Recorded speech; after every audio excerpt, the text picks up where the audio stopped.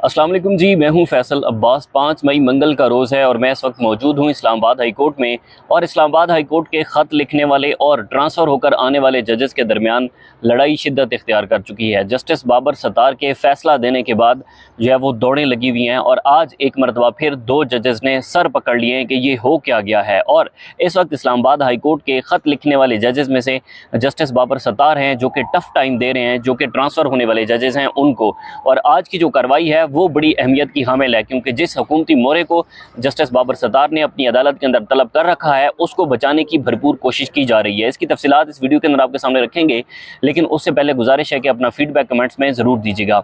सबसे पहले कुछ दिन पहले हमने ये रिपोर्ट किया था कि इस्लामाबाद हाई कोर्ट के जस्टिस बाबर सत्तार की अदालत में अदालती हुक्म के बावजूद डीजी पासपोर्ट एंड इमिग्रेशन ने मुख्तलिफ लोगों के नाम जो है वो एग्जिट कंट्रोल लिस्ट के अंदर डाले, यानी कि सफरी पाबंदी की लिस्ट के अंदर डाले गए। उसके बाद सुप्रीम कोर्ट ऑफ पाकिस्तान का फैसला आया, Islamabad high court, Lahore high court, दीगर हाई कोर्ट्स के फैसले आए, लेकिन उनके बावजूद डीजी पासपोर्ट एंड इमिग्रेशन ने डायरेक्टर जनरल नैब की सिफारिश के ऊपर मुख्तलिफ लोगों के नाम सफरी पाबंदी की लिस्ट में डाले और उसमें से एक मोहम्मद सोहेल नामी शख्स ने इस्लामाबाद हाई कोर्ट से रिजू कर लिया और वो केस समाअत के लिए मुकर्रर हो गया जस्टिस बाबर सत्तार की अदालत के अंदर। जस्टिस बाबर सत्तार की अदालत के अंदर जब केस समाअत के लिए मुकर्रर हुआ तो उस पर इस्लामाबाद हाई कोर्ट के जस्टिस बाबर सत्तार साहब ने उस केस का सारा रिकॉर्ड मंगवाया, उस केस को डिटेल में पढ़ा। 2-3 समातें हुई। 3-4 समातें होने के बाद जस्टिस बाबर सत्तार ने उस केस में डीजी पासपोर्ट एंड इमिग्रेशन और डायरेक्टर जनरल नैब के खिलाफ तौहीन अदालत की कार्रवाई का आगाज़ किया। यूं जब ये खबर सामने आई कि जस्टिस बाबर सत्तार ने तौहीन अदालत की कार्रवाई का आगाज़ किया है, तब हमने देखा कि एक इंटरम ऑर्डर आता है। जस्टिस बाबर सत्तार जो है वो तौहीन अदालत का शो काज नोटिस जारी करते हैं डीजी पासपोर्ट एंड इमिग्रेशन को और डायरेक्टर जनरल नैब को। जब भी नोटिस जारी करते हैं तो उस नोटिस को जो डीजी पासपोर्ट एंड इमिग्रेशन है वो चैलेंज कर देते हैं इस्लामाबाद हाई कोर्ट के डिवीजन बेंच के सामने, यानी कि इंट्रा कोर्ट अपील दायर कर देते हैं। इंट्रा कोर्ट अपील जाकर समाअत के लिए मुकर्रर होती है कायम मकाम चीफ जस्टिस सरफराज डोगर और जस्टिस मोहम्मद आसिफ की अदालत के अंदर। और यही डिवीजन बेंच जो है वो जस्टिस बाबर सत्तार का उसी दिन का जो इंटरम ऑर्डर है, इंटरम ऑर्डर को वो मुअत्तल कर देते हैं और जस्टिस बाबर सत्तार की अदालत से केस का सारा रिकॉर्ड जो है वो कायम मकाम चीफ जस्टिस सरफराज डोगर साहब और जस्टिस मोहम्मद आसिफ साहब अपनी अदालत के अंदर तलब कर लेते हैं। और यानी कि केस यूं जस्टिस बाबर सत्तार की अदालत से कायम मकाम चीफ जस्टिस सरफराज डोगर साहब और जस्टिस मोहम्मद आसिफ साहब पर मुश्तमिल डिवीजन बेंच की तरफ चला जाता है। और वो हाई कोर्ट का जो 2 रुकनी बेंच है वो ये कहता है कि आइंदा जो जस्टिस बाबर सत्तार साहब हैं वो इस केस पर मजीद कार्रवाई नहीं कर सकते, क्योंकि केस का रिकॉर्ड जो है वो तलब कर लिया गया है और वेबसाइट से इस केस की कुछ फाइलें हैं वो भी हटा दी जाती हैं। यूँ इस्लामाबाद हाई कोर्ट के जस्टिस बाबर सत्तार जो है वो जिस दिन ये खबर सामने आती है उसके तीसरे रोज़ जब ये केस समाअत के लिए मुकर्रर होता है, ये अप्रैल की बात है, एंड ऑफ अप्रैल की बात कर रहा हूँ, तो एंड ऑफ अप्रैल के अंदर जस्टिस बाबर सत्तार 7 मई को डीजी पासपोर्ट एंड इमिग्रेशन को ज़ाती हैसियत के अंदर एक और इसी नौयत के केस के अंदर तलब कर लेते हैं और जस्टिस बाबर सत्तार 8 सफ़ात पर मुश्तमिल मोहम्मद सोहेल नामी शख्स की दरख्वास्त के ऊपर एक फ़ैसला जारी करते हैं उस दिन की समाअत का। और उसके अंदर वो कायम मकाम चीफ जस्टिस सरफराज डोगर और जस्टिस मोहम्मद आसिफ की डाली गई जो वारदात है उसको बड़े बारीक तरीके से जो है वो बेनकाब करते हैं और वो लिखते हैं कि सुप्रीम कोर्ट का इसके ऊपर फैसला मौजूद है कि जब किसी एक सिंगल बेंच के सामने कोई केस चल रहा होता है तो तब तक जब तक उस पर हतमी फैसला नहीं आ जाता तब तक जो चीफ जस्टिस हैं वो इस केस के अंदर इंटरवेंशन नहीं कर सकते थे, लेकिन उन्होंने इंटरवेंशन की। उसके बाद उन्होंने रूल्स का हवाला दिया। जस्टिस बाबर सत्तार ने 8 सफ़ात पर मुश्तमिल कंप्रीहेंसिव डिटेल्स के अंदर लिखा कि ये इलीगल है, ये जो उनके इख्तियारात हैं कायम मकाम चीफ जस्टिस सरफराज डोगर साहब के, उनका उन्होंने गलत इस्तेमाल किया है। और यूँ उसी दिन हम देखते हैं कि जस्टिस मोहम्मद आसिफ और कायम मकाम चीफ जस्टिस सरफराज डोगर की अदालत के अंदर यही केस डिवीजन बेंच के अंदर जब समाअत के लिए मुकर्रर होता है और वहाँ पर जाकर बताते हैं कि आपके ऑर्डर के मुताबिक जस्टिस बाबर सत्तार ने आज एक मरतबा फिर इस केस की समाअत की है और इसी केस के अंदर जो है वो उन्होंने एक और नौयत के केस के अंदर डीजी पासपोर्ट एंड इमिग्रेशन को बुला भी लिया है और फिर 8 सफ़ात पर मुश्तमिल फैसला भी दिया है, यानी कि उस दिन का जो तहरीरी हुक्मनामा था वो भी दिया है। यूँ हम देखते हैं कि कायम मकाम चीफ जस्टिस सरफराज डोगर साहब जस्टिस बाबर सत्तार के ऊपर जो है वो एलिगेशन लगाते हैं। वो कहते हैं कि जी वो देखें ना कि इनको जो है वो जियो न्यूज़ के ऊपर अपने टिकर चलाने का और अपनी जो है वो खबरें चलाने का बड़ा शौक होता है। तो यूँ मामला यानी कि 2 रुकनी बेंच के पास होता है इंट्रा कोर्ट अपील का। फिर हम देखते हैं कि जो जस्टिस बाबर सत्तार के फैसले के खिलाफ इंट्रा कोर्ट अपील है वो ट्रांसफ़र कर दी जाती है जस्टिस खादिम सोमरो और जस्टिस आज़म खान की अदालत के अंदर बगैर किसी वजह के। यानी कि इसको पहले जस्टिस बाबर सत्तार के फैसले के खिलाफ इंट्रा कोर्ट अपील जो है वो कायम मकाम चीफ जस्टिस सरफराज डोगर साहब और जस्टिस मोहम्मद आसिफ साहब सुन रहे थे। उसके बाद यूं इस केस को जो है वो ट्रांसफ़र कर दिया गया जस्टिस खादिम सोमरो और जस्टिस आज़म खान इनकी अदालत के अंदर जो डिवीज़न बेंच है उसमें इस केस को ट्रांसफ़र कर दिया गया। आज उस पर पहली समाअत थी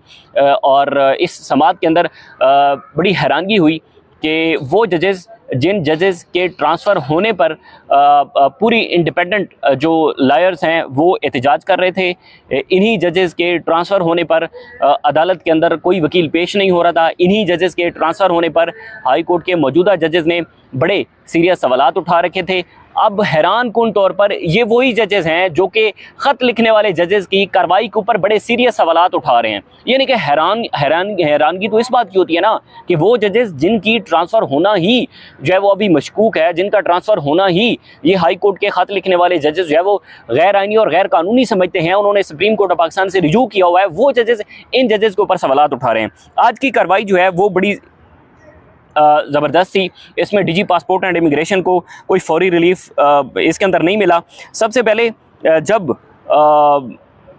डीजी पासपोर्ट एंड इमिग्रेशन के वकील ने कहा कि 26 मार्च को डिवीज़न बेंच ने सिंगल बेंच का ऑर्डर मुअत्तल कर दिया, यानी कि कायम मकाम चीफ जस्टिस सरफराज डोगर और जस्टिस मोहम्मद आसिफ ने जस्टिस बाबर सत्तार का ऑर्डर मुअत्तल कर दिया। उसके बाद वो कहते हैं कि जस्टिस खादिम सोमरो ने कहा कि अदालती कार्रवाई तो मुअत्तल इस हवाले से नहीं हुई थी, ऑर्डर मुअत्तल हुआ था। वकील डीजी कहते हैं कि जिस दिन सिंगल बेंच ने समाअत की उसी दिन इंट्रा कोर्ट अपील पर ऑर्डर ही मुअत्तल हो गया, जो कि पहले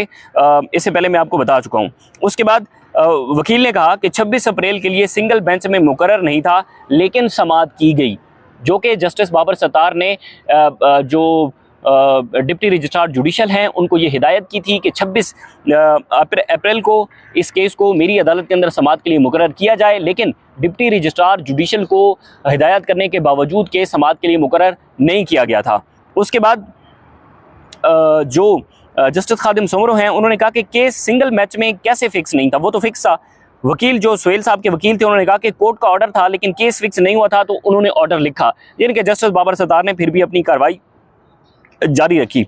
उसके बाद जो डीजी पासपोर्ट एंड इमिग्रेशन के वकील हैं उनकी तरफ से कहा गया कि डिवीज़न बेंच ने इंट्रा कोर्ट अपील समाअत के लिए मंजूर कर ली, अब उसने इस पर जो है वो फैसला करना है। फिर ज़ाहिर है उनकी तरफ से कहा गया कि हमने दरख्वास्त दी है कि अदालती कार्रवाई जो है उसको मुअत्तल कर दिया जाए, यानी कि डीजी पासपोर्ट एंड इमिग्रेशन के वकील और उसके बाद डायरेक्टर जनरल नैब जो हैं उनके वकील, दोनों वकला इस बात की इस्तदा कर रहे थे कि 7 मई को जस्टिस बाबर सत्तार ने अपनी अदालत के अंदर डीजी पासपोर्ट एंड इमिग्रेशन को ज़ाती हैसियत के अंदर तलब कर रखा है, तो हमारी इस्तदा है कि उनका उस दिन वाला जो ऑर्डर है उसको मुअत्तल कर दिया जाए, यानी कि डीजी पासपोर्ट एंड इमिग्रेशन और जो डायरेक्टर जनरल नैब हैं डीजी पासपोर्ट एंड इमिग्रेशन को जस्टिस बाबर सत्तार ने जो तलब कर रखा है उससे वो बचा रहे थे कि वो किसी सूरत में अदालत के अंदर ना आए और उनके खिलाफ जो तौहीन अदालत की कार्रवाई है वो शुरू ना हो। उसके बाद डीजी के वकील ने कहा कि जिस ऑर्डर की बुनियाद पर कार्रवाई आगे बढ़नी है वो ऑर्डर ही मुअत्तल हो चुका है, तो इस पर उन्होंने सवालात उठाए। उन्होंने कहा कि डिवीज़न बेंच के पास इख्तियार है, उन्होंने मुनासिब समझा और केस का सारा रिकॉर्ड तलब कर लिया, जो कि जस्टिस मोहम्मद आसिफ और कायम मकाम चीफ जस्टिस सरफराज डोगर साहब ने तलब किया था। उसके बाद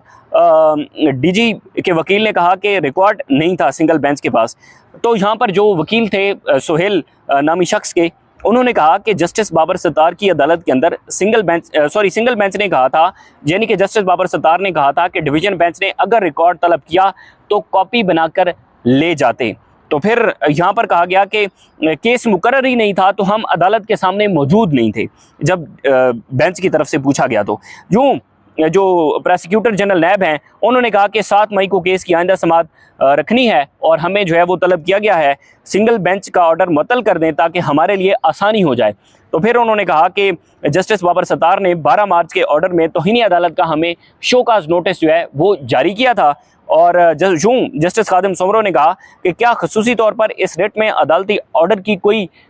खिलाफ वर्जी हो रही है।